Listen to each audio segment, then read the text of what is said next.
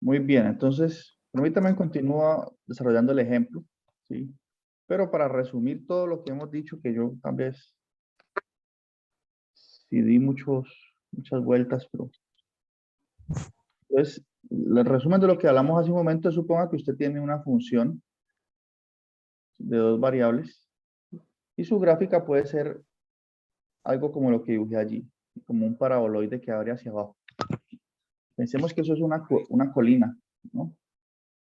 La interpretación para que nos llevemos una imagen de la derivada direccional. Entonces, suponga que usted está en este punto sobre la colina y usted puede moverse en todas las direcciones sobre la colina, pues. Entonces, usted puede tomar una dirección que vamos a llamar U. Puede ir hacia abajo, hacia los lados, hacia arriba, acá, hacia donde quiera. Entonces, ese se llama el vector U unitario, que dice hacia dónde usted se quiere mover, ¿sí? Que ese vector U, por ser de norma 1, tiene que ser algo así. Puede representar así, como coseno de teta, seno de teta. Y todo lo que habíamos dicho antes es lo siguiente. O sea, todo se reduce a que la derivada en la dirección U de F, lo que mide es la inclinación de mi superficie en esa dirección, ¿sí? Mide una pendiente, ¿bien?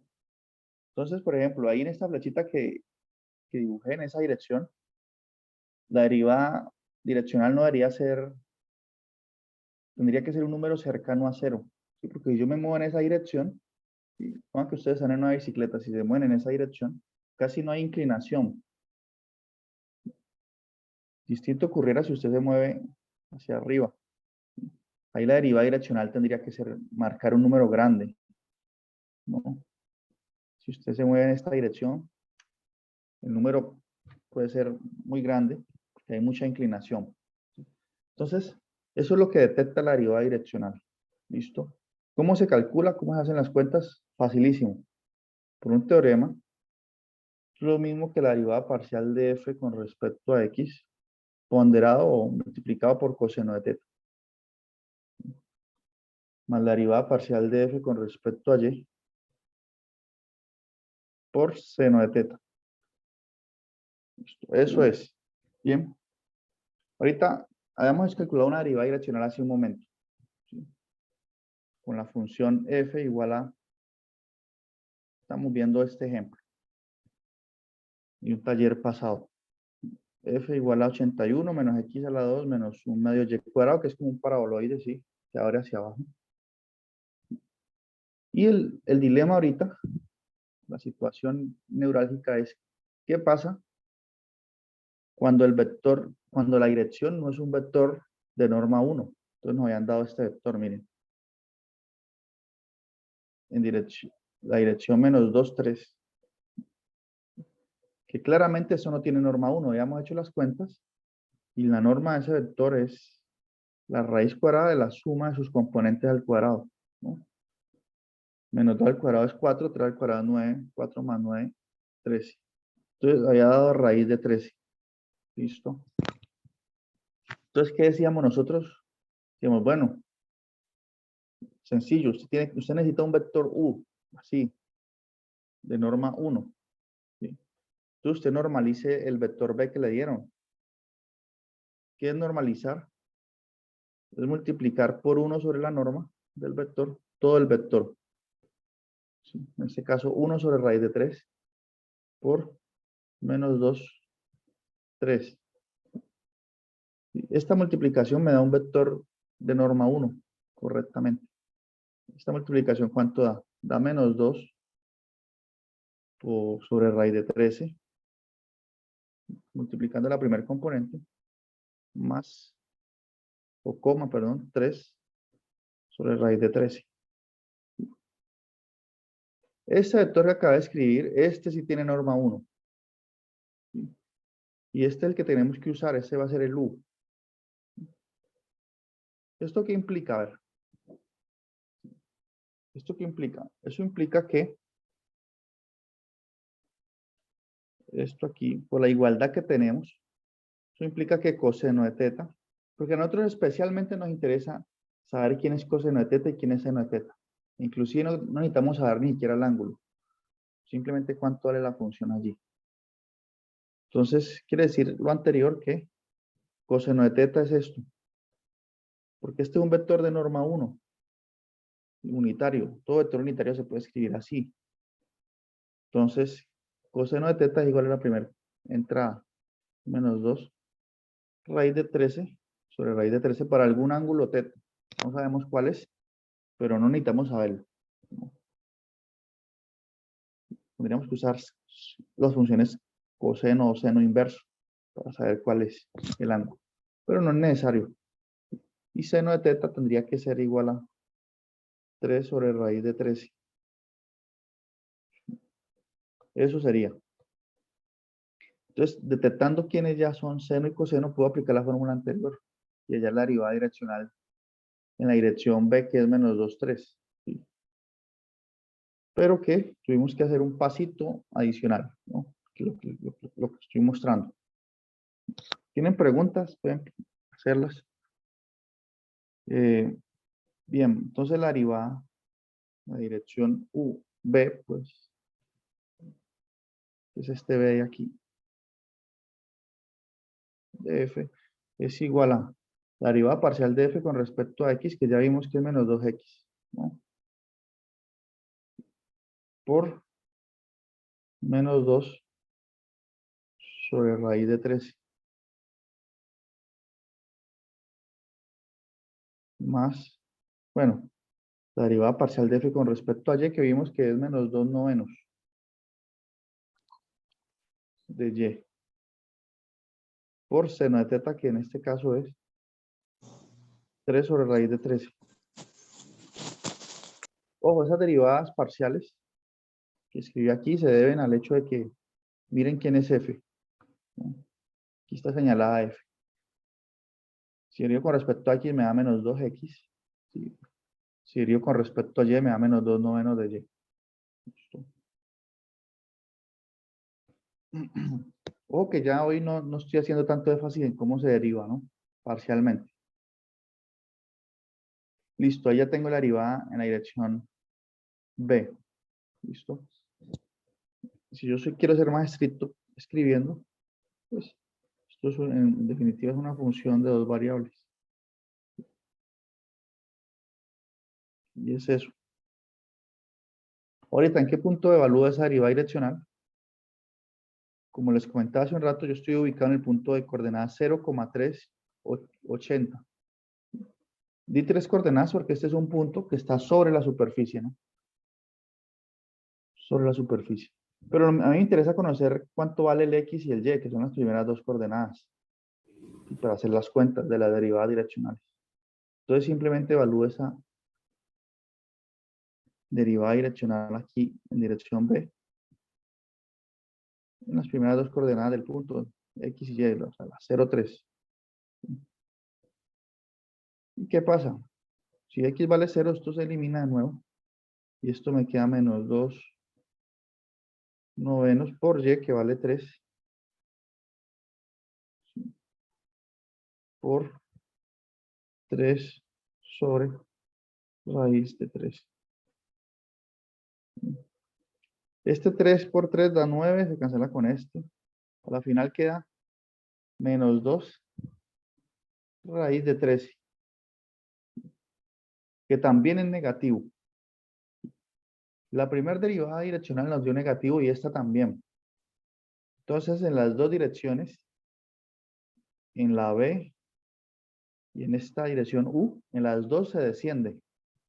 Tomé dos direcciones donde desciendo. ¿En cuál hago menor esfuerzo? Digamos que en la que desciende más, la que tiene mayor inclinación hacia abajo, ¿no? O sea que en este punto yo tendría que comparar, como los dos son negativos, ¿cuál es más negativo? Pues, si usted dibuja la recta, por aquí está el 0. Uno de esas derivadas direccionales le tiene que dar más abajo que la otra, ¿no? Sí, digamos que una da por aquí y otra por acá. Entre más negativo, pues indica eso que la inclinación es mayor, ¿no? Porque si la derivada por aquí muy cercana a cero, pues quiere decir que la inclinación sería algo así. Si es cero, es así. Y si es muy negativo, es así. Entonces usted tendría que escoger el número más negativo. O si usted quiere usar otras, ser más exacto, tiene que tomar el mayor en valor absoluto. O sea, si usted toma el valor absoluto de los dos números, el más grande le va a dar la dirección de máximo o de descenso más rápido. ¿No? Descenso rápido. Sí, listo. Entonces, fíjense que el ejemplo es interesante. Tiene una, vamos a visualizar qué es lo que sucede. Y Profe, una pregunta ahí con respecto al 2 sobre raíz de 3s, porque es negativo, es de la fórmula que nos da. vamos a ver. Es negativo porque aquí tiene un menos, ¿no? Porque ese menos, ¿de dónde viene? Porque cuando yo derivé parcialmente f con respecto a y, me quedó un menos 2/3 de y. Perdón, menos 2/9, porque recuerde que, mire lo que es f. Si f es la siguiente función. Si la superficie, esta la función me define la superficie de la colina. Es así, 81 menos x a la 2 menos 1/9 de y a la 2, ¿no? Si derivo con respecto a y, supongo que x es constante, entonces derivo solo esta parte. Entonces este exponente pasa a multiplicar, queda menos 2/9 de y. Es este que está aquí. Y yo evalué eso en el punto 0,3, entonces y vale 3, entonces quedó este 3 aquí, miren. Y por acá como coloqué 3 Ah, raíz de ya. canceló y este menos viene, entonces desde aquí. Listo. Listo, profe, sí, ya vi. Ok. Entonces, cuando nos preguntan sobre derivadas direccionales, tener presente que ella lo que hace es, usted me da la dirección y si yo me muevo en esa dirección, si es una colina, me dice si estoy descendiendo, ascendiendo y qué tanto haciendo y qué tanto descendiendo. Puede ser esa una idea mental que tengamos sobre este concepto. Aquí en el libro veamos que otro ejercicio ahí interesante. Entonces puede ocurrir dos casos, que la dirección sea normalizada ya, se la den con inclinación, perdón, con norma 1, el vector de dirección, o que no esté normalizado y tengamos que hacer ese proceso como mostré hace un momento, ¿no? Una cosa aquí, un ejercicio interesante, como con aplicaciones.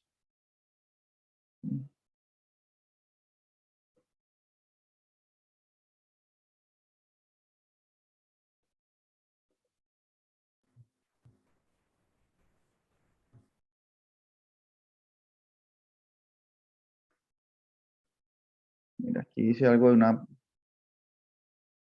bueno, aquí hay muchos ejercicios. Dice un equipo de oceanógrafos está elaborando un mapa de fondo del océano para ayudar a recuperar un barco hundido. Un mapa de fondo, dice, del fondo del océano. Utilizando el sonido, desarrollan el siguiente modelo.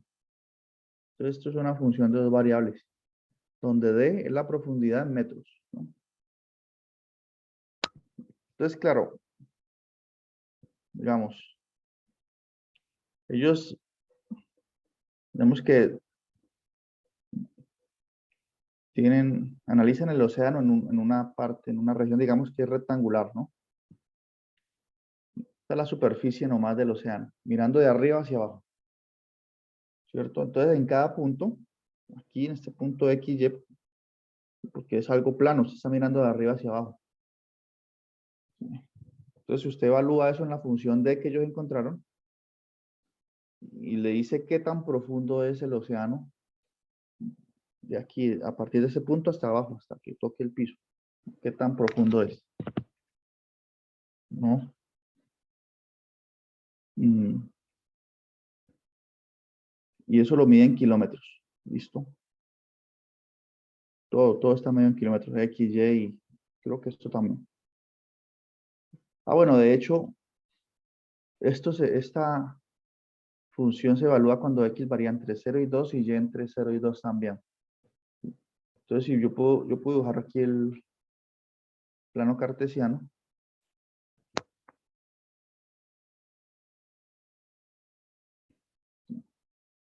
Y por aquí puedo hacer este rectángulo. O rectángulo, no, eso es un cuadrado inclusive. 2. Por aquí está la altura Y, 2 también. Entonces este es el trozo de océano que están analizando y en cada punto, cuando evalúan en la función, le dice qué temperatura hay hacia abajo. Ellos elaboraron esa función. No sé cómo, pero lo hicieron. Listo. Dice, utilizar un sistema algebraico por computadora para representar gráficamente la superficie. Bueno, coloquen GeoGebra 3D y grafiquen esta función, ¿cierto? Sencillo. Bueno, dice, como la gráfica del inciso A da la profundidad, no es un mapa del fondo del océano. ¿Cómo podría modificarse el modelo para que pudiera obtener una gráfica del fondo del océano? Bueno, aquí hay una pregunta anterior allí.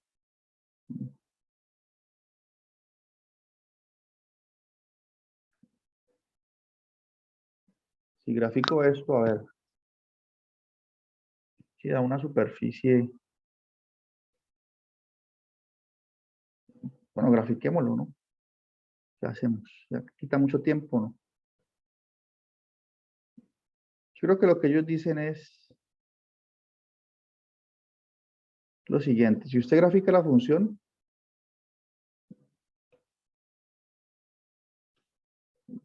tiene que usar el sistema de 3 coordenadas. Le va a dar una superficie por acá, sí. Pero esto, pues dicen, esto no es el fondo del océano. No es la base, pues, del océano, el piso. ¿Sí?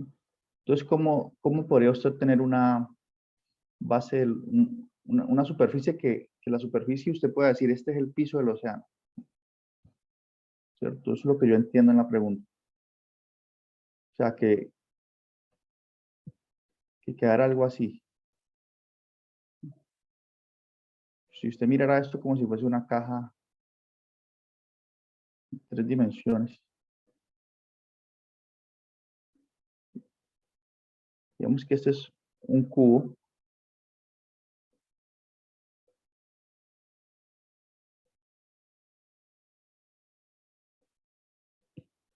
Entonces, que cuando usted grafique, en efecto, usted vea una superficie aquí y así sea el fondo del océano, ¿no? Exactamente. Entonces, una forma de hacer eso podría ser determinar cuál es la profundidad máxima del océano, ¿sí? En esta región, digamos que son 1000 metros de profundidad máxima. A eso le resto la función de profundidad. Si usted grafica esto, la superficie que usted vea, ese es el piso, pues, del océano. Pero bueno, esa pregunta no es tan importante, que no tiene que ver con derivadas direccionales todavía. Vamos a ver otra pregunta. ¿Cuál es la profundidad a la que se encuentra el barco si se localiza en las coordenadas x igual 1 y y igual a 0.5? Bueno, es evaluar eso en la función, los valores de x y y. Aquí sí viene una pregunta relacionada con el tema que estudiamos, ¿no? Dice, determine la pendiente del fondo del océano en la dirección del eje x positivo a partir del punto donde se encuentra el barco.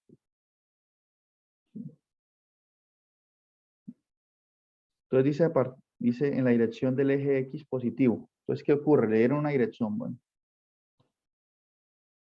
el eje X positivo es en esta dirección, hacia acá. ¿Qué dirección es esa? Es la dirección de la forma 1, 0. 1 en X, 0 en Y. ¿Sí? Que también se puede escribir así. Es coseno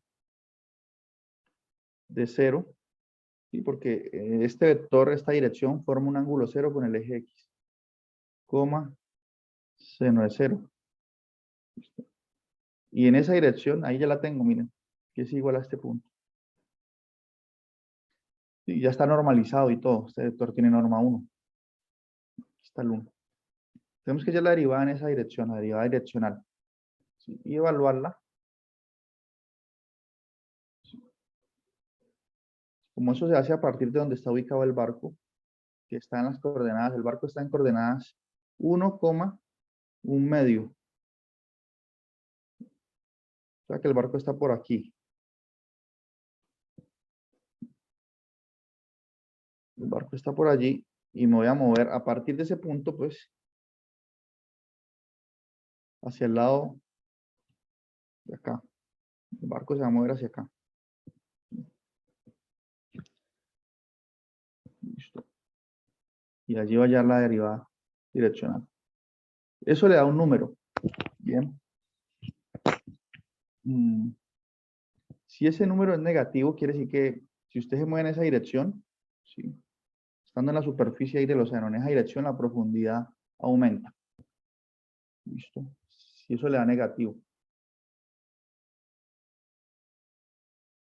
Si le da positivo, quiere decir que la profundidad disminuye, ¿no? Está pasando algo así. Digamos que esta es la superficie del océano. Si usted está aquí en el barco y se mueve en esta dirección, y aquí está su barquito,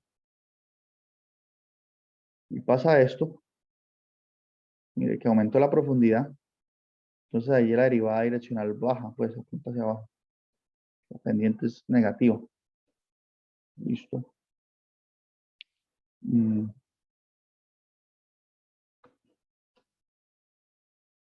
¿Qué más dice? Dice, determinar la pendiente del fondo del océano en la dirección del eje Y positivo en el punto donde se encuentra el barco. Entonces pide la otra derivada, ¿sí?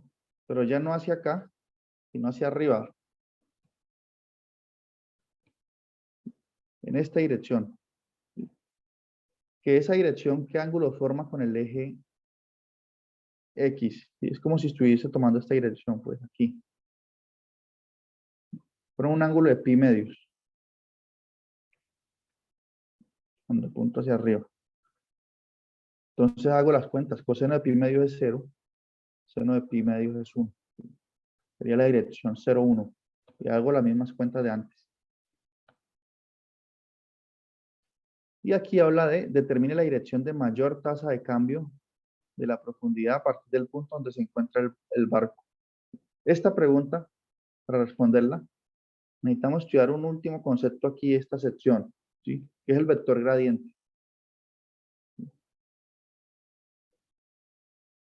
El vector gradiente, este que está aquí.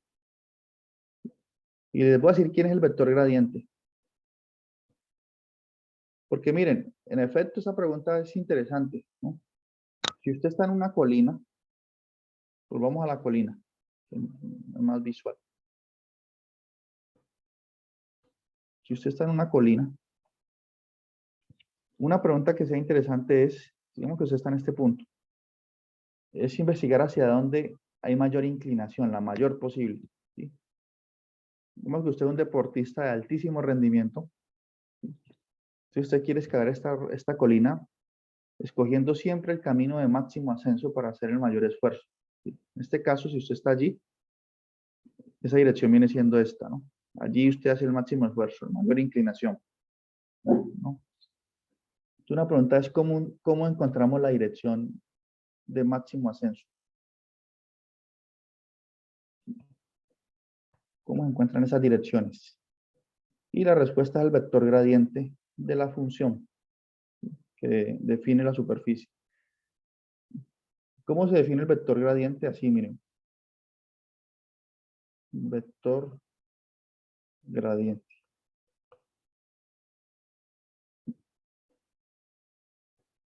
Entonces el vector gradiente se denota así con este símbolo de nabla, ¿sí? El gradiente de f. Es como un triangulito al revés con una línea al lado, miren. ¿Sí? El símbolo nabla. El gradiente de f es una función vectorial, de hecho. Es el siguiente vector. Es el vector cuya primer componente es la derivada parcial de f con respecto a x. Y la segunda componente es la derivada parcial de f con respecto a y.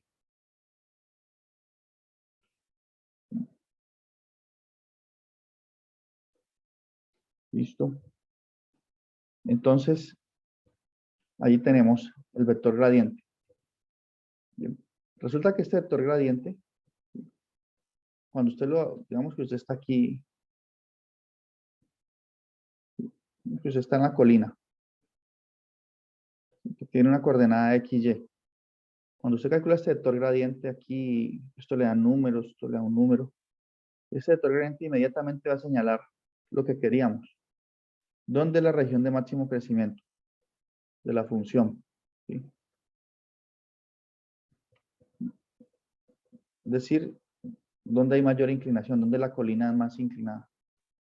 Si fuese una lámina que tuviese distintas temperaturas, ¿sí? El vector gradiente de una le va a indicar dónde hay mayor temperatura. Entonces le dice, váyase hacia esa dirección y allí la temperatura es mayor. ¿Cómo uno puede mostrar eso? Vamos a ver aquí en el libro que dice. Volvámonos aquí. Estamos en la misma sección. Entonces aquí se introduce el vector gradiente, miren cómo lo definí. También se puede usar las letras I y J, ¿no? Son los vectores canónicos. Y ya hablé sobre ellos.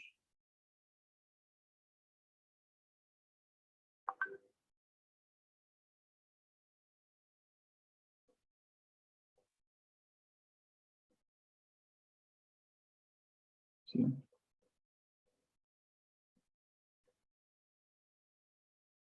Hallar vectores gradientes para nosotros no tiene que representar ninguna dificultad. Consideremos esta función y logaritmo natural de x más x por y cuadrado y dice que hay el vector gradiente en el punto 1, 2. ¿Qué es lo que tenemos que hacer de primero? Pues hallar las derivadas parciales de f. Tengo que aplicar esta definición, que escribí en la pizarra y la que dieron aquí.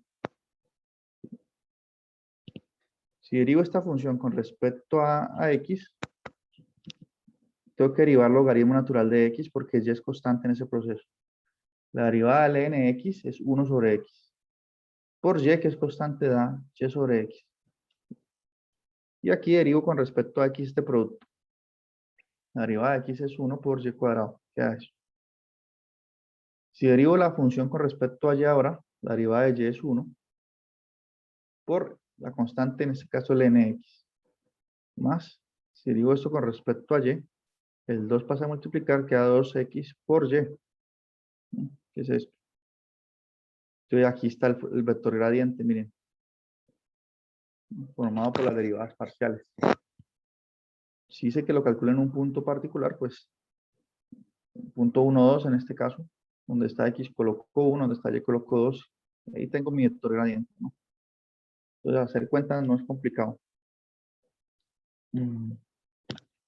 Aquí hay un resultado interesante que dice que si la función tiene derivadas parciales, pues la derivada direccional se puede escribir así.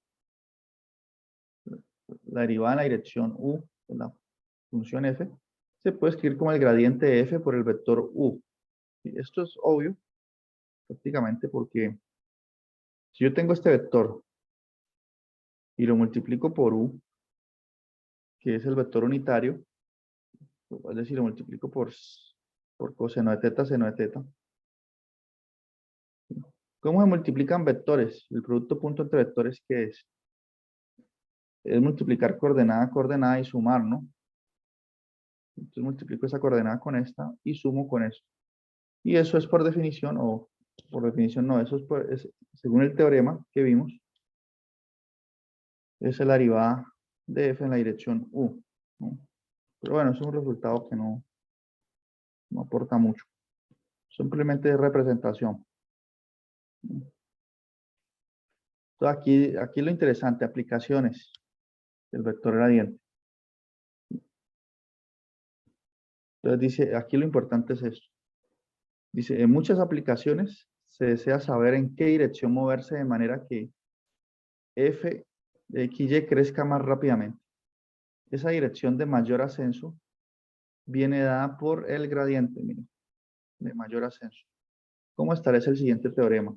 ¿Sí? Entonces, la dirección del máximo incremento de f está dada por el gradiente. ¿Ya? De hecho, vamos a ver si el libro hace demostraciones? Creo que él no hace demostraciones, ¿o sí? Bueno, sí hace una demostración.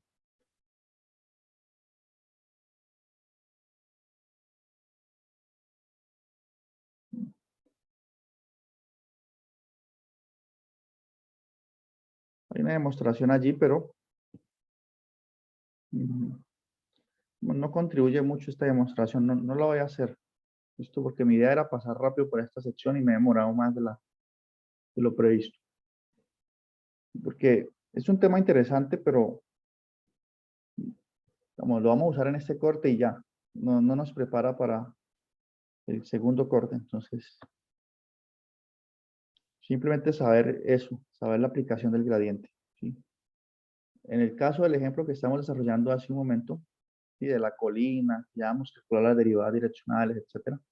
Aquí hay una pregunta, hay otro ítem, hay otra pregunta también. Dice, si Juan está en el punto 0380 y desea realizar el máximo esfuerzo, ¿en qué dirección le dirías que fuera? ¿No? Si él quiere esforzarse lo suficiente. Y aquí le coloqué, recuerde la interpretación del gradiente o la aplicación más bien. Pues removemos esta palabra y coloquemos aplicación. Entonces es fácil. Para responder esa pregunta, uno recuerda cómo es la función, ¿no? Es 81 menos x a la 2 menos un medio, perdón, menos un noveno y al cuadrado. ¿Sí? Esto es un paraboloide que abre hacia abajo que nos da la colina, la superficie de la colina que estamos considerando. ¿Su gradiente cuál es? La derivada con respecto a x, menos 2x. Con respecto a y es menos 2 novenos y. Esto ya le habíamos hecho estas cuentas. Esto es lo que llamamos gradiente de f. Si evalúo este gradiente en el punto 0,3, que es son las primeras dos coordenadas, la x y la y del punto donde estoy sobre la colina, ¿esto cuánto da? Da 0, menos 2 tercios. Y porque aquí 2 por 0 es 0 y menos 2 novenos por 3, el 3 se simplifica con el 9, queda menos 2 tercios. En esa dirección me está diciendo el gradiente que hay mayor ascenso, ¿sí? Que la función crece más rápido, o sea que la colina tiene mayor inclinación. ¿Qué dirección sería esa? Sería 0 en x menos 2 tercios. Vamos que por acá.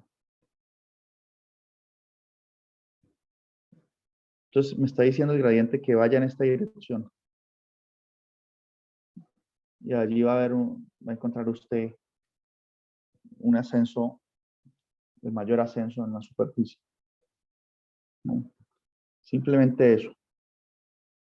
Bueno, y esas van las aplicaciones. Pero en especial, recordar pues la interpretación de estas derivadas direccionales, ¿no? Yo les voy a sugerir un ejercicio. Bueno, inclusive ya me acabo de escribir el coordinador de la materia. Ya está listo el taller. Entonces tenemos que revisarlo primero que no tenga errores por ahí de escritura. Y de pronto en el transcurso de la tarde lo envío. Bien. El taller del primer corte, pues. Se lo pueden hacer en grupo. ¿El taller lo entregamos el viernes? No, van a tener más tiempo. La otra semana de parciales. Sí, ¿no? No, pueden entregarlo inclusive hasta el día martes, para que tengan un margen mayor. Listo, yo creo que es un taller corto. No lo he visto, pero yo supongo que es corto. Bien, entonces eso tiene que ver, de eso se trata las derivadas direccionales. Listo. Es un tema de una clasecita. Bueno, ¿qué sigue ahorita en este curso? Para poder finalmente terminar el primer corte. Sí, que es un corte sencillo, creo yo.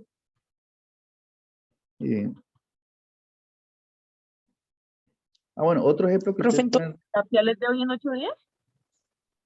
El parcial, no, pues tenemos que escoger fecha. ¿Ustedes prefieren en la primera clase o en la segunda? La segunda, profe. Bueno, a ustedes que les tocaría el lunes, sería mejor como en la segunda, ¿no? Sí. Para que tengan un Sí, el tiempo de... viernes. Porque nos falta ver un tema importante. No es complicado. Ya es usar lo Vale, que ya... profe. Sí. Mire, el tema que sigue ahorita es el de hallar máximos y mínimos de funciones de dos variables. ¿Sí? Esta sección. ¿Listo? ¿Qué es lo que ustedes hacían un poco en el curso anterior? ¿Sí? Que buscar los máximos y los mínimos. Bien. Entonces, gráficamente, ustedes distinguen que es un máximo, ¿no? Si yo tengo la gráfica de la superficie, un máximo es un punto que está por aquí, ¿no? Si esto es una colina, de nuevo, lo más alto. Y un mínimo es lo más bajo, ¿no? Por ejemplo, en términos de desigualdades, ¿no? Digamos que el punto mínimo se obtiene en el punto A, D, cuando X vale A y cuando Y vale B. Y el máximo se obtiene cuando X vale C y Y vale D, ¿no? Entonces, ellos de hecho son máximos y mínimos y la función está entre esos dos valores, pues. Está en un sándwich allí. Pero bueno, esa definición es importante. Dice aquí el teorema del valor extremo. Dice, si f es una función continua de dos variables, definida en una región acotada del plano, existe por lo menos un máximo y un mínimo, ¿no? Ese es un teorema importantísimo. Que uno a veces puede buscar el máximo, el mínimo de una función y no existe. Entonces, la condición es la siguiente. La función, digamos que usted está buscando el máximo o el mínimo de una función. Ojo que ya cambiamos de tema, ¿no? En una región que es cerrada y acotada. ¿Qué quiere decir que una región sea cerrada y acotada? Cerrada quiere decir que incluye el borde. ¿Sí? Todo el punto, los puntos de los bordes se incluyen. ¿Y acotada qué quiere decir? Por ejemplo, lo que dice aquí. Acotada quiere decir que yo puedo encerrar esta región en un círculo más grande. ¿Sí? O sea, yo puedo dejar un círculo grandote aquí y encerrar la región anterior. Sí, la acoté. Entonces, si una función está definida en una región cerrada y acotada, ella toma un máximo por acá y un mínimo, o varios mínimos, ¿no? Existen. Entonces ya los podemos buscar, ya haremos la técnica. Entonces enseguida les envío otro link para aprender a buscar los máximos y los mínimos de funciones de dos variables. ¿Listo? Que hoy viene siendo lo que ustedes hacían antes. Derivar, en este caso parcialmente, e igualar a cero. Ya haremos por qué. ¿Listo? Entonces enseguida les envío otro link. Esto es un tema realmente sencillo.